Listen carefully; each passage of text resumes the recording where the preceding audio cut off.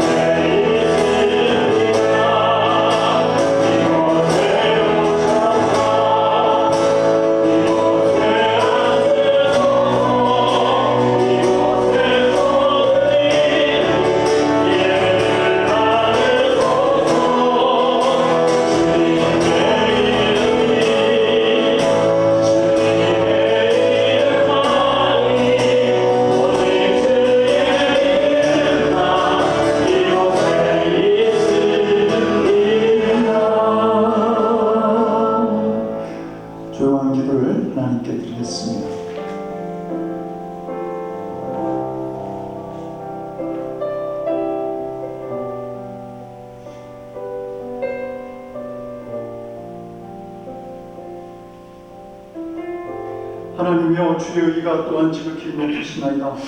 하나님이여, 주께서 큰 일을 행하셨사오니 누가 주와 같으리이까. 우리에게 여러 가지 심한 고난을 보이신 주께서 우리를 다시 살리시며 땅 깊은 곳에서 다시 이끌어 올리시리이다.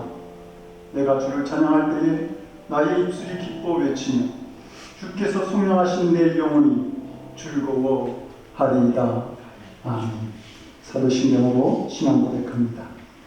전능하사 천지를 만드신 하나님 아버지를 믿사오며 그의 아들 주 예수 그리스도를 믿사오니 이는 성령을 잉태하사 동정녀 마리아에게 나시고 본도 빌라도에게 번을 받으사 십자가에 못 박혀 죽으시고 장사한 지 사흘 만에 죽은 자 가운데서 다시 살아나시며 하늘 오르사 전능하신 하나님의 편한 계시다가 저로서 산 자와 죽은 자를 심판으로 오시리라. 성령을 믿사오며 거룩한 공회와 성도가 서로 교통하는 것과 죄를 사하여 주시는 것과 몸이 다시 사는 것과 영원히 사는 것을 믿사옵나이다. 아멘. 잘 앉아주시기 바랍니다.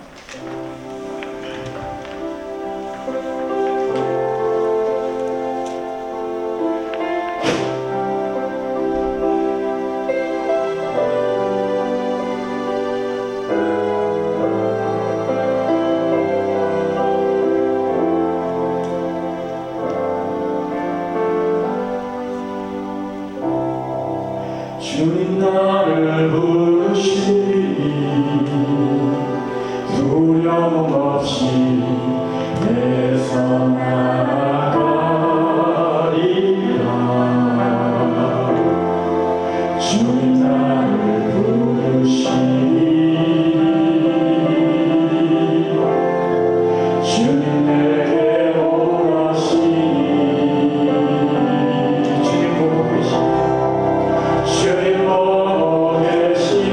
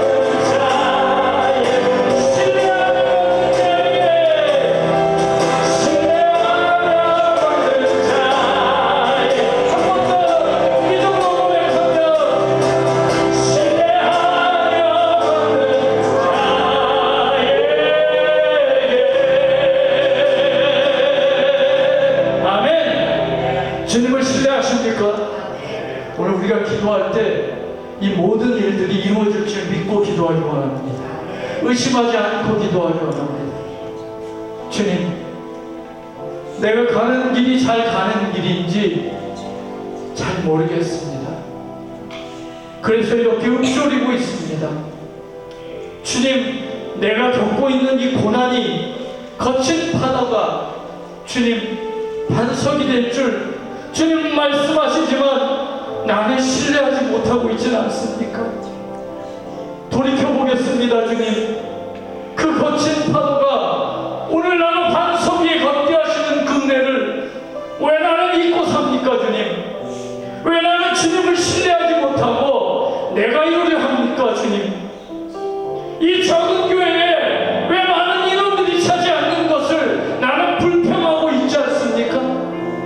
주님, 이 거친 파도가 내게 이미 반석이 되었는데 나는 거친 파도 위를 걸으려고만 하지 않습니까?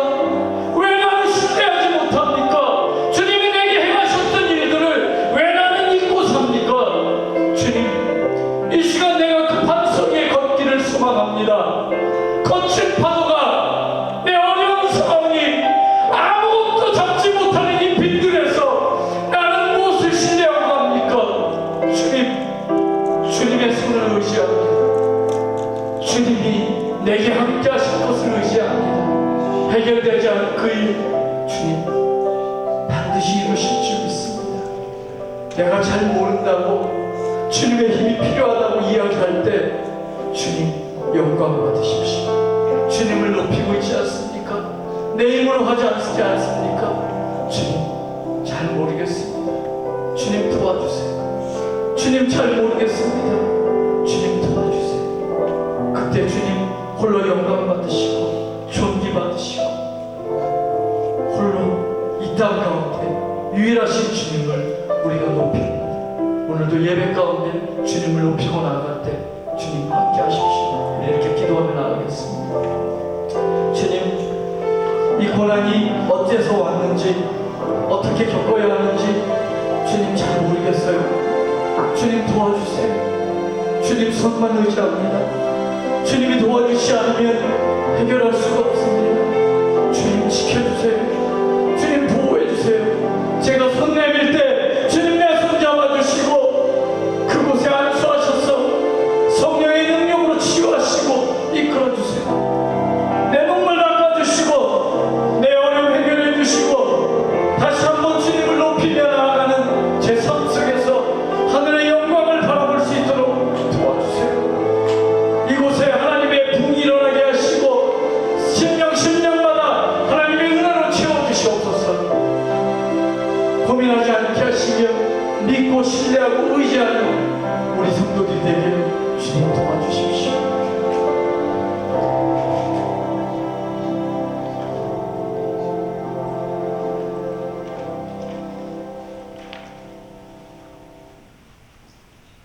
우리의 생사와 복을 주장하시는 하나님, 주님의 손길과 인도하심 가운데 한 주간을 보내고 거룩한 주일을 맞이하게 하시니 감사드립니다.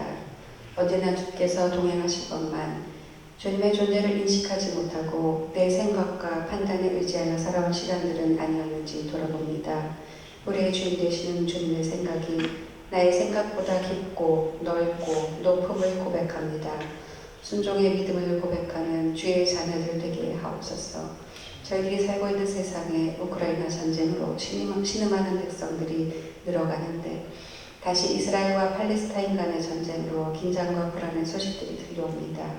하늘에는 영광이요 땅에서는 기뻐하심을 입은 사람들 중에 평화로다라고 말씀하시고 탄생하신 그곳에 하나님의 뜻을 구하는 선교사님들과 주의 백성들을 외면치 마시고 저희들의 간구에 응답하여 주옵소서. 속히 전쟁이 그치고 주님의 평화가 회복되는 땅이 되기를 소망합니다.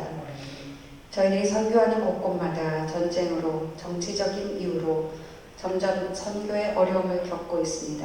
땅끝까지 이르러 증인이 되라는 주님의 말씀에 순종하여 복음 사역을 쉬지 않는 선교사님들을 보호하여 주시고 어떤 상황에서도 낙심치 않도록 인도하여 주옵소서. 특별히 오랜만에 선교지를 방문하신 문 목사님 네 분의 일정을 잘 소화하고 돌아오시도록 인도해 주옵소서. 주님은 교회가 세상의 빛과 소금의 역할을 감당하기를 원하셨습니다. 저희는 그런 교회가 주님이 주신 역할을 감당해가는 교회가 되기를 소망합니다. 저희들이 보기에는 작고 미약한 교회일지 모르지만 한 영혼을 귀히 보시는 주님의 마음에 합한 교회가 될 줄로 믿습니다. 주님이 허락하신 십자가의 구원의 은혜가 교회에 가득하여 주 안에서 사랑을 나누고 소망을 키우는 교회 되길 원합니다. 오늘 예배 후에 갖게 될 리더그룹 모임이 이러한 소망을 나누는 귀한 자리가 되도록 대화의 주인이 되어 주옵소서. 담임 목사님을 중심으로 전 세대가 모여서 함께 한 믿음을 공유하고 천국의 기쁨을 맛볼 수 있는 교회 되길 소망합니다. 저희들 그런 교회를 인도해 주옵소서. 오늘 예배를 위해서 수고하신 찬양단에게 주께서 특별히 부어주시는 은혜가 넘치리라 믿습니다.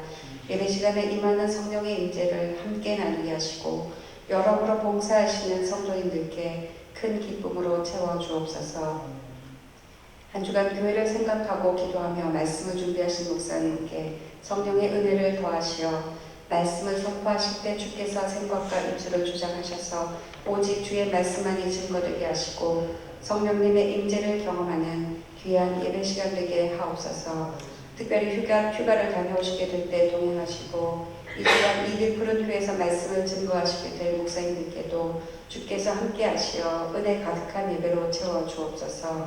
언제나 우리 삶의 인도자 되시는 예수님 이름으로 기도드립니다. 아멘.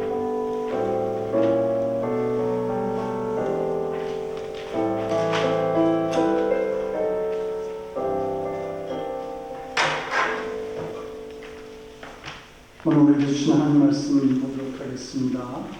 베드로후서 3장 14절에서 18절까지의 말씀입니다. 베드로후서 3장 14절에서 18절까지의 말씀입니다.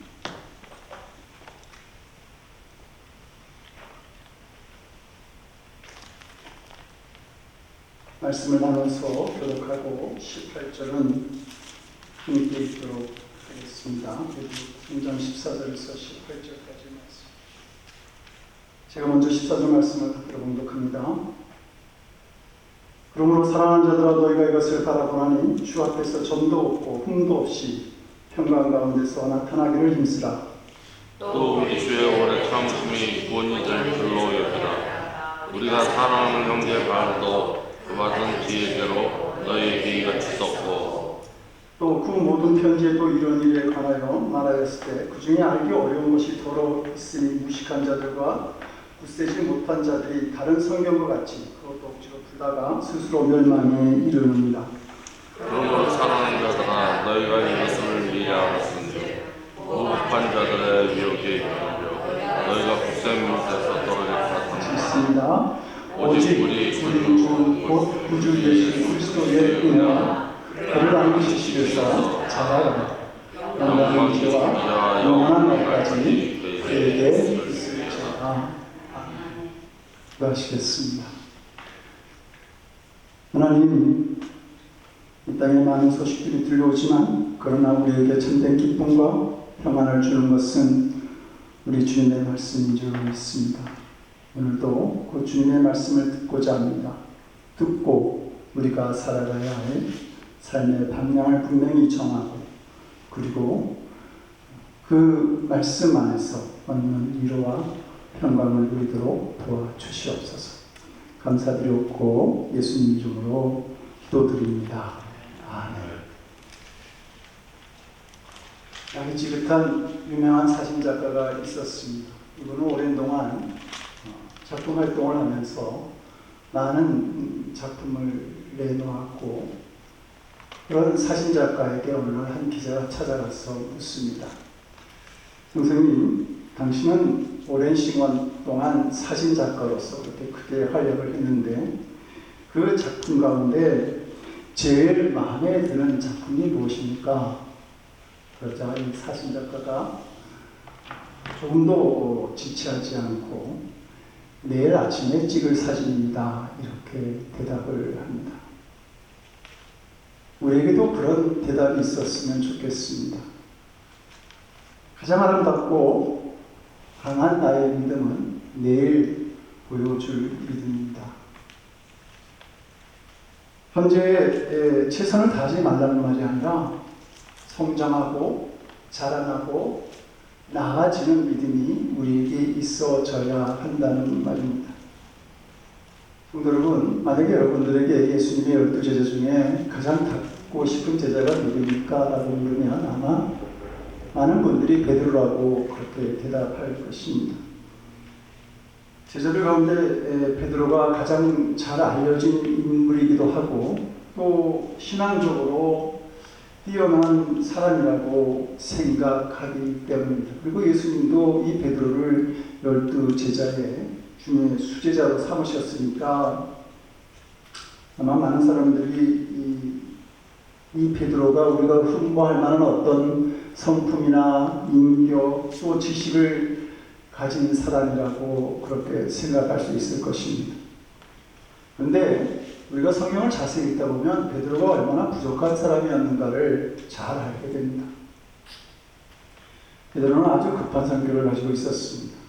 그래서 어느 날 예수님께서 제자들에게 너희는 나를 누구라고 생각하느냐 이렇게 물으니까 베드로가 대답하죠. 주는 그리스도시요 살아계신 하나님의 아들입니다. 이 대답은 예수님을 아주 기쁘게 만들었습니다. 예수님의 마음을 편안하게 만들었어요. 이제 이 제자들의 믿음을 신뢰해도 되겠구나. 그런 마음을 예수님께 주었던 것이죠. 그래서 예수님께서 아주 그 기쁜 마음으로 앞으로 되어질 일, 내가 이제 죽었다가 3일 만에 부활하리라고 하는 이 일들을 얘기하게 될 때에 베드로가 아주 그냥 급하게 말하서 주여 그런 일이 주께 미치면 안 됩니다. 결국 이 베드로는 예수님으로부터 사탄아 내 뒤로 물러가라 너는 나를 넘어지게 하는 자다라고 하는 그런 얘기를 듣게 됩니다. 그의 아주 앞뒤를 가리지 않는 그 급한 성격이 또 짧은 생각이 예수님이 가셔야 될 십자가의 길을 가로막고 있었던 겁니다. 그는 너무 순진해서 아이에게도 조롱을 당했죠. 예수님이 잡히시던 날 밤에 그 예수님을 따라가던 베드로에게 작은 소자가 야 너도 그 예수의 제자가 아니냐 이렇게 묻자 어쩔 줄 몰라서 그 아이 앞에서 예수님을 모른다고 부인하고 저주까지 하는 어찌 보면 참 융통성 없는 답답할 정도의 그런 그 성품을 보여주고 있습니다. 이 베드로를 예수님의 다른 제자들과 비교해도 지식으로 따지면 가룟유다보다도 못하였고요. 나라를 사랑하는 마음으로 보면 그 열심당원이라고 보통 소개하는 시몬보다 못한 사람이었습니다. 그의 어떤 그 성품으로 따지면 원한 인격을 가졌던 안드레보다도 못한 그런 사람이 바로 베드로였습니다. 그러니까 우리가 성경을 통해서 발견하게 되는 것은 그 베드로의 어떤 자질 또 성품 이게 참 부족한 사람이었다라고 하는 사실을 많이 알게 되는 것이죠. 그런데 인물 댐댐이가 이렇게 뛰어나지도 않고 여러 가지 면에서 부족하고 약한 베드로를 왜 예수님은 12명의 제자 중에 수제자로 삼았을까? 또 어떻게 베드로가 예수님의 제자들을 이끌어가는 리더가 될 수 있었고 초대교회를 대표하는 사도가 될 수 있었을까? 그리고 오늘 많은 성도들이 이 흠모할 만한 인물로 베드로를 생각하고 있었을까 하는 것입니다. 그것은 베드로가 계속해서 영적으로 성장하여 가는 사람이었다는 것입니다. 예수님은 이것을 보시고 베드로를 세워주시는 것입니다. 우리는 성경을 계속해서 자세히 읽다 보면 그 베드로가 자신의 인간적인 약점을 믿음 안에서 큰 장점으로 점점 승화시킨 사람이었음을, 그 신앙의 사람이었음을 알게 됩니다. 그의 삶이 복음 안에서, 예수 그리스도의 복음 안에서 점점 뜨거워지면서 위대한 믿음의 사람으로 자꾸 자라나는 것을 볼 수 있습니다. 그러면서 한낱 어부였던 이 베드로를 보신 예수님이 정확하셨다고 하는 사실을 우리는 알게 됩니다. 베드로 역시 자신의 인생의 마지막에서 자신의 지난 시간을 쭉 되돌아볼 때에 부족한 자신이 이런 귀한 삶을 살았고 이런 귀한 사명을 감당할 수 있었던 것은 바로 자라가는 믿음이었기 때문이라고 그렇게 고백합니다.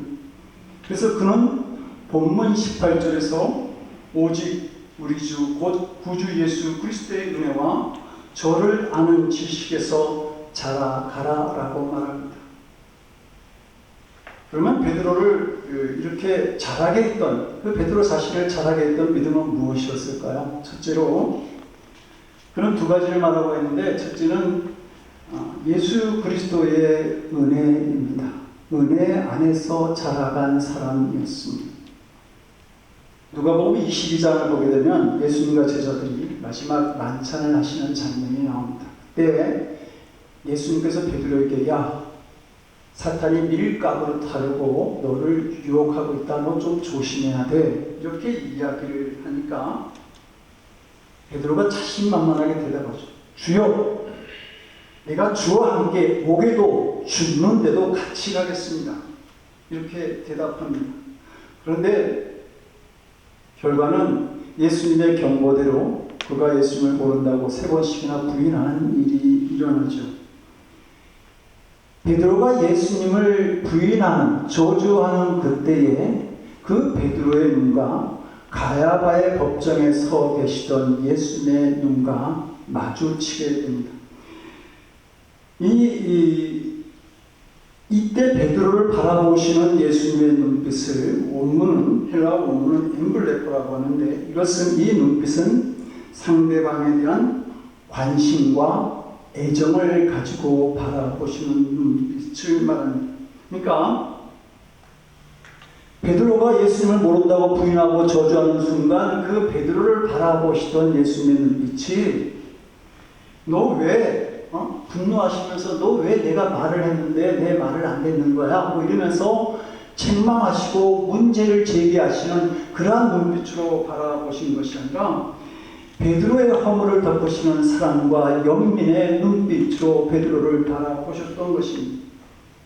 그리고 베드로는 이 예수님의 눈빛에서 나는 여전히 내가 실족하지 않기를 나는 기도하고 있어 라고 하는 그 예수님의 마음을 알게 되었던 것이죠. 그래서 그는 그 가야바의 뜰에서 뛰쳐나가서 한없는 눈물을 흘릴 수밖에 없었던 겁니다.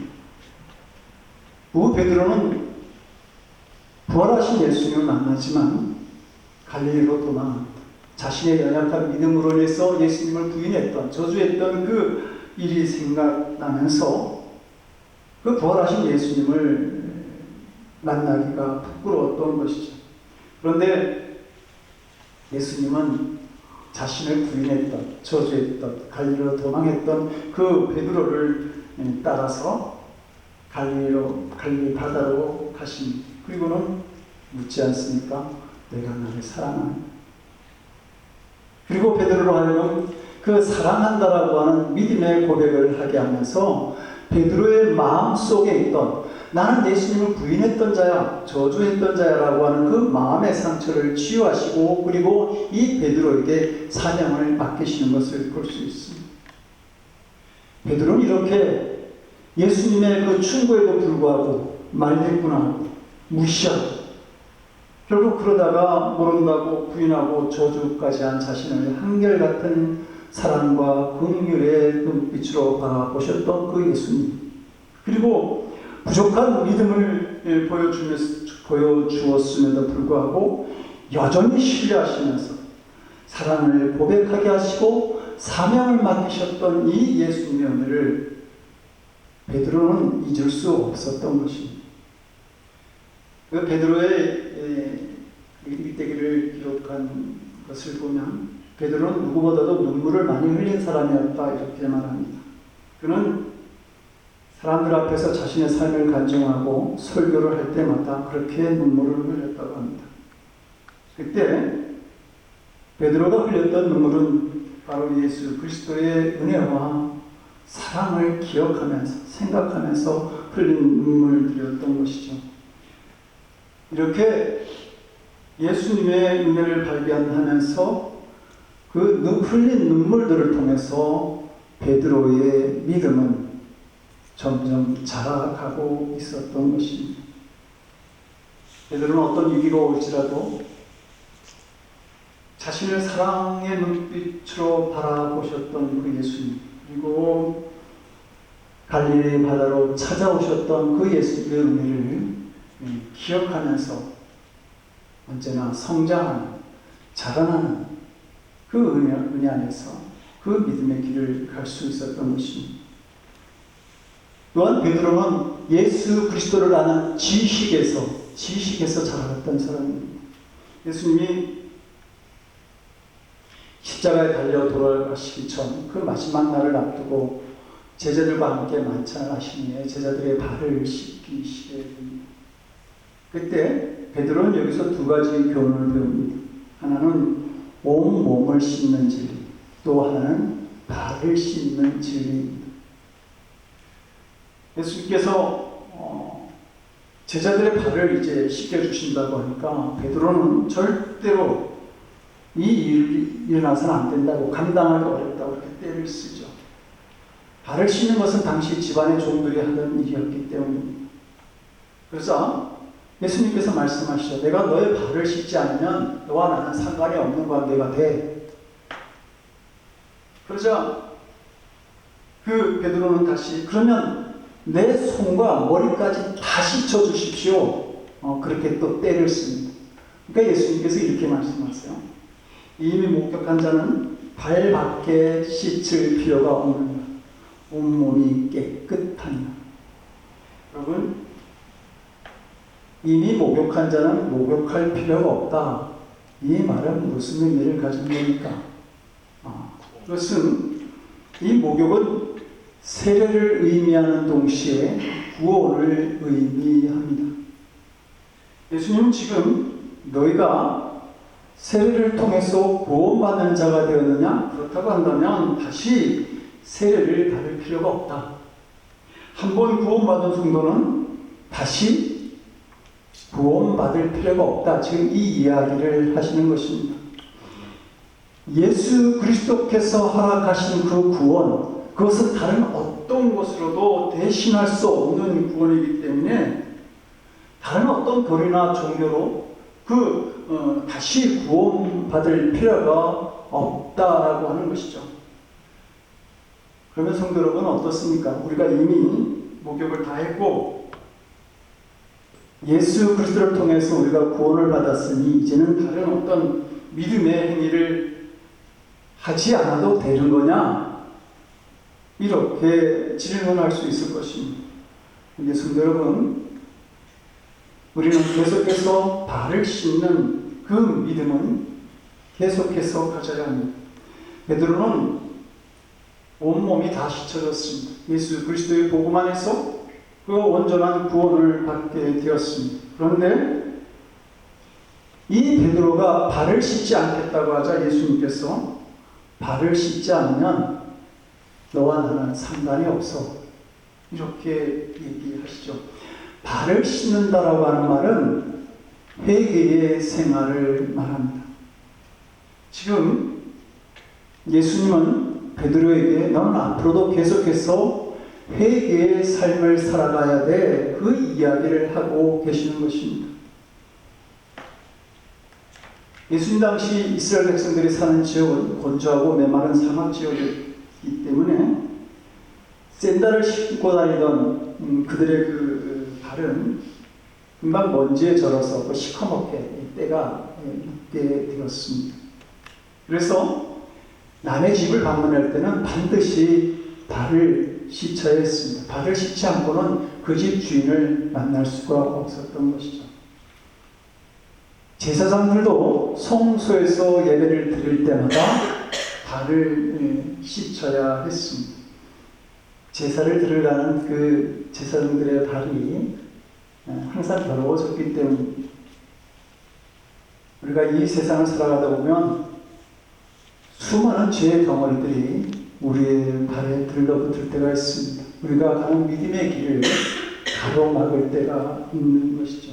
그러므로 우리가 자신을 성찰하면서 믿음 안에서 자신을 돌아보면서 자신의 발을 씻는 회개의 삶은 계속 되어야 하는 것입니다. 그런데 많은 성도들이 믿음의 길에 한번 들어서면 그것으로 내가 할 일은 다 했다.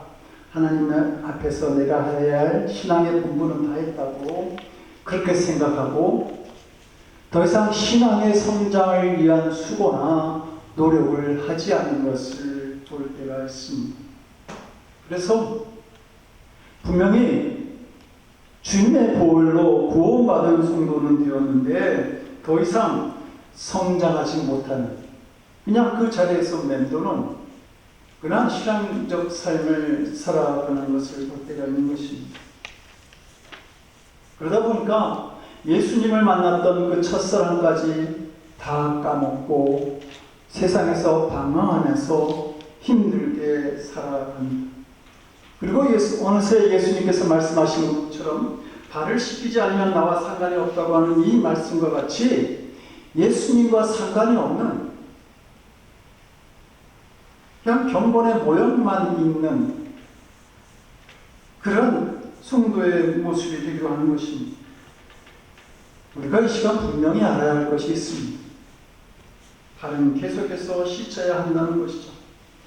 한번 목욕했으니까 새로운 어떤 구원을 위한 노력, 새로운 종교를 위한 노력을 할 필요는 없습니다. 그러나 우리가 하나님의 나라에 이르기까지 거룩한 삶을 위한 발을 씻는 회개의 삶은 계속 되어야 한다는 것입니다. 만약 우리가 이런 신앙적 노력을 게을리하게 되면 정말 예수님과 상관없는 그런 삶을 살아갈 수밖에 없다고 하는 것입니다.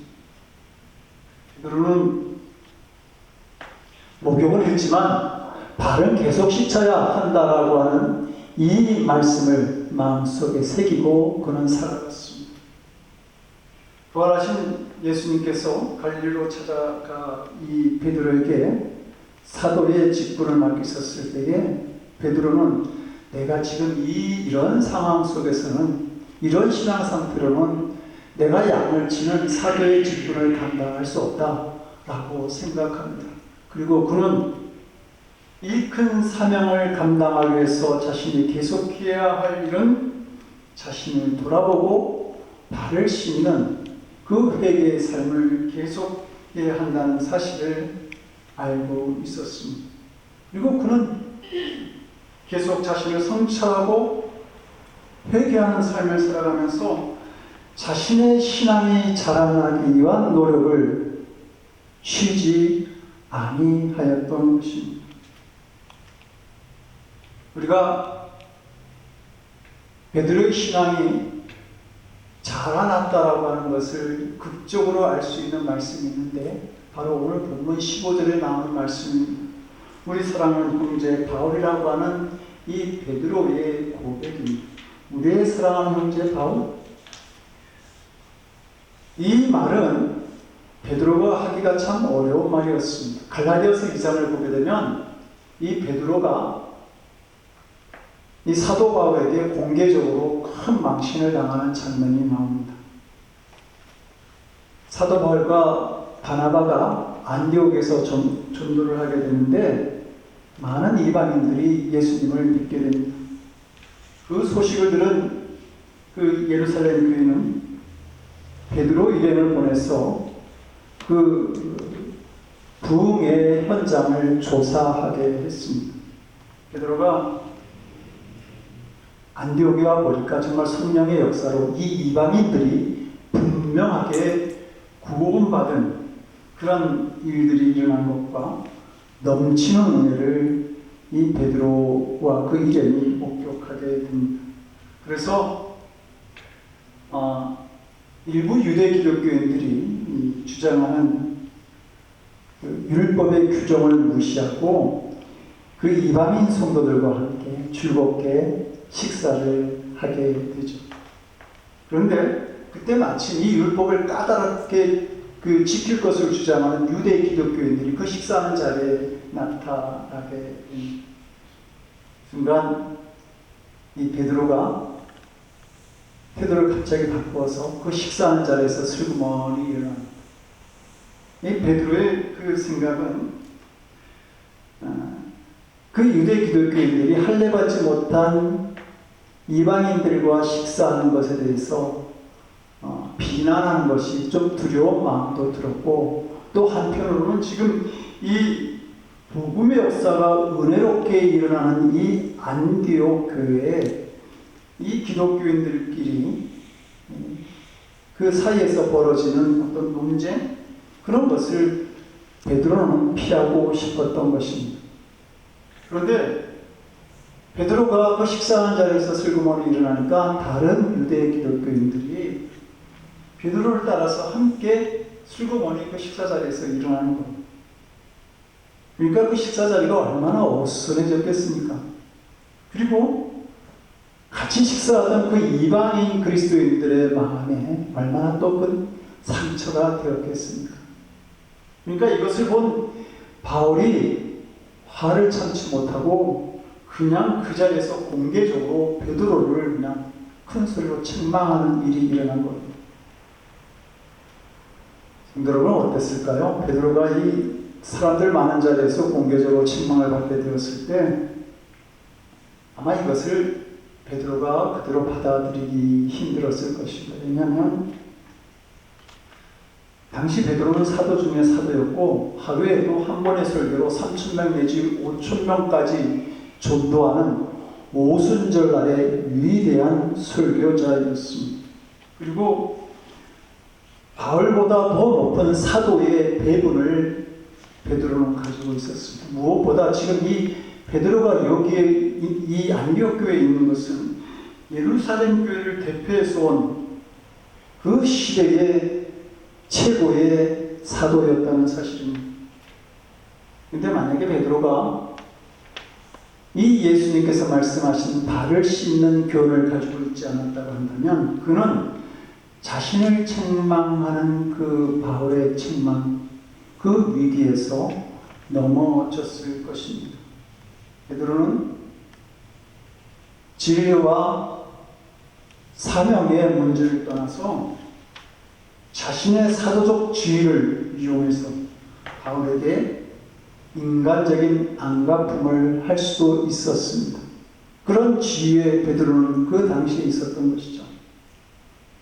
여러분, 사람은 누구나 자신의 어떤 믿는 진리나 사명의 문제를 떠나서 지금 자기 앞에서 자기의 자존심을 건드리게 되면 그러면 그 인간적인 일에 더 약한 모습을 드러내기 때문입니다. 그러나 베드로는 이 시험을 이깁니다. 베드로는 자신의 잘못을 인정했습니다. 그리고 바울의 말이 옳다고 받아들입니다. 그리고 자신의 콧대를 꺾은 그 사람, 그 바울을 향해서 15절에서 우리의 사랑하는 형제 바울이라고 최대의 예의를 갖추고 찬사와 존경을 보내는 글을 남긴 것입니다. 여기서 우리는 베드로의 놀라운 겸손과 말씀에 대한 순종뿐만 아니라 그의 영적인 성장을 보게 되는 것입니다. 베드로는 어떠한 사람이었습니까? 그는 다혈질의 사람이었습니다. 겟세마네 동산에서 예수님을 잡으러 로마 병사와 지상의 종들이 왔을 때에 칼을 들어서 말고의 그 종 말고의 귀를 베었던 사람이 바로 베드로입니다. 그러나 베드로는 달라졌습니다.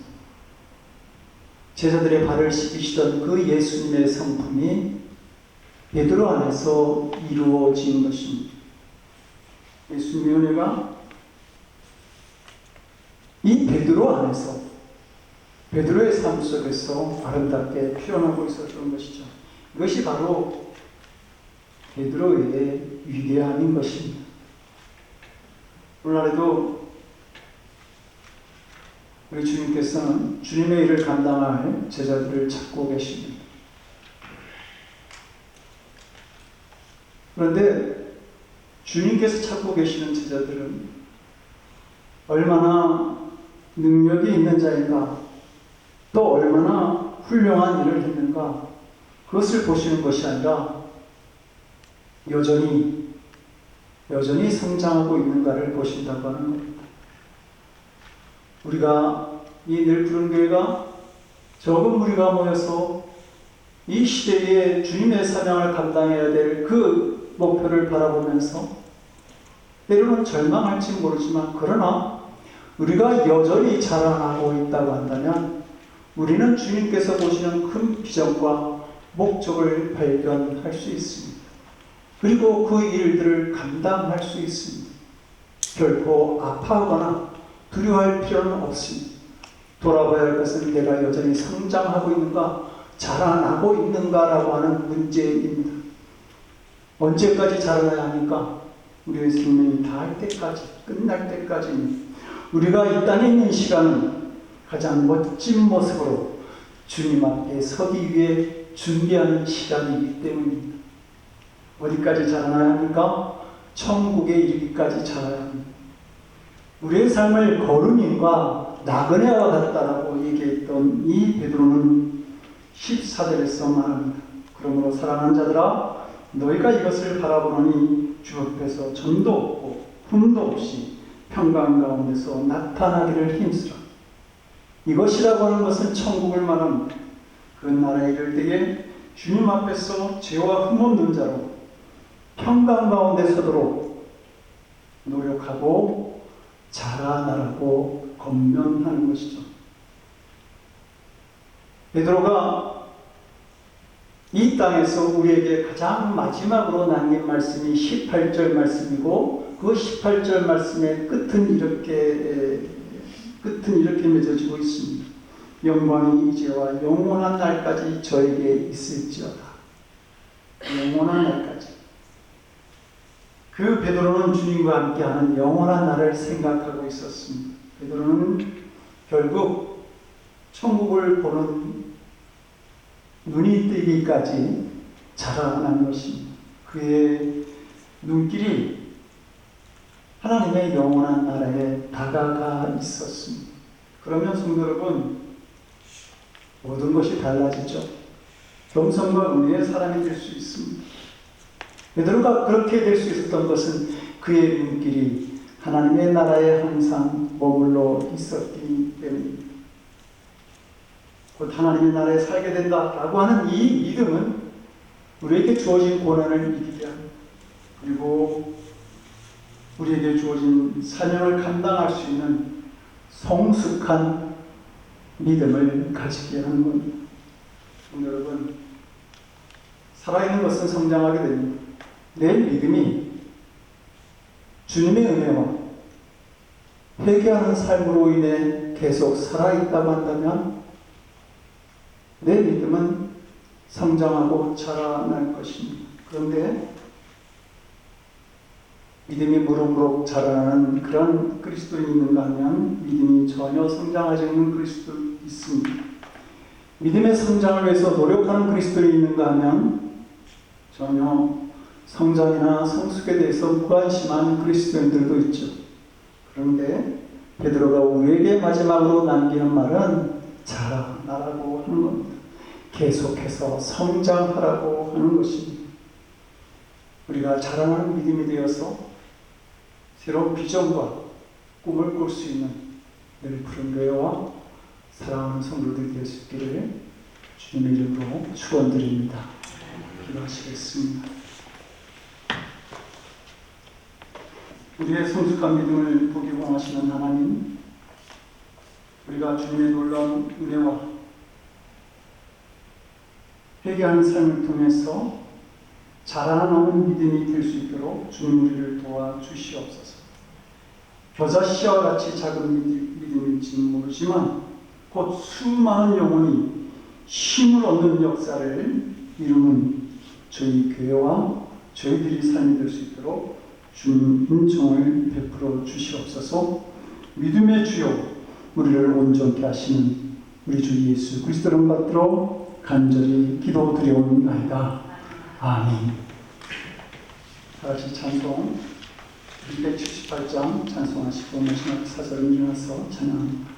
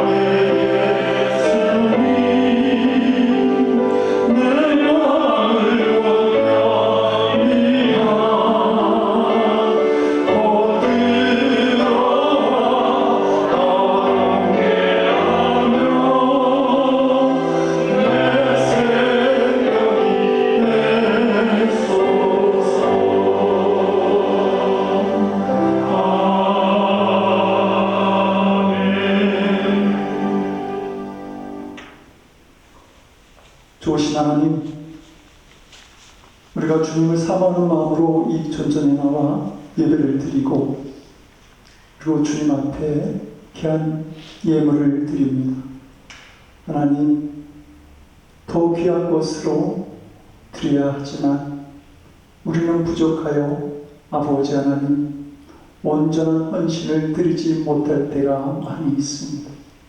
아버지, 그럼에도 불구하고 주님께서 주신 것 기억하며 이 물질 드리옵나니 우리의 믿음이 점점 자라나서 완전한 헌신의 자리에 이르기까지 주님 우리와 함께 하시고 우리의 믿음의 삶을 인도해 주시옵소서. 아버지, 드릴 줄 아는 믿음, 그 믿음을 귀하게 여기셔서 오병이어일지 모르지만 수많은 사람들을 먹이고도 남는 귀한 역사를 만드는 당신의 사랑하는 자녀들 되도록 주여 붙들어 주시옵소서. 저의 삶들을 인도해 주시옵소서. 우리가 드리는 물질이 오직 주님의 이름만 드러나기를 원합니다. 아버지, 사용할 줄 아는 지혜와 믿음도 우리에게 허락하여 주시옵소서. 감사드리옵고 예수님 이름으로 기도드립니다. 아멘. 앉아주시기 바랍니다. 그 소식을 알려드리겠습니다.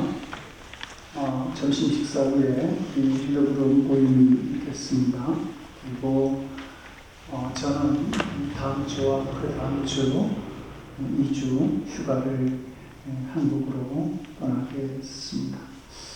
그리고 2주 후에 2주 동안 우리 신영환 목사님, 지난번에 한번 오셨던 목사님이신데요.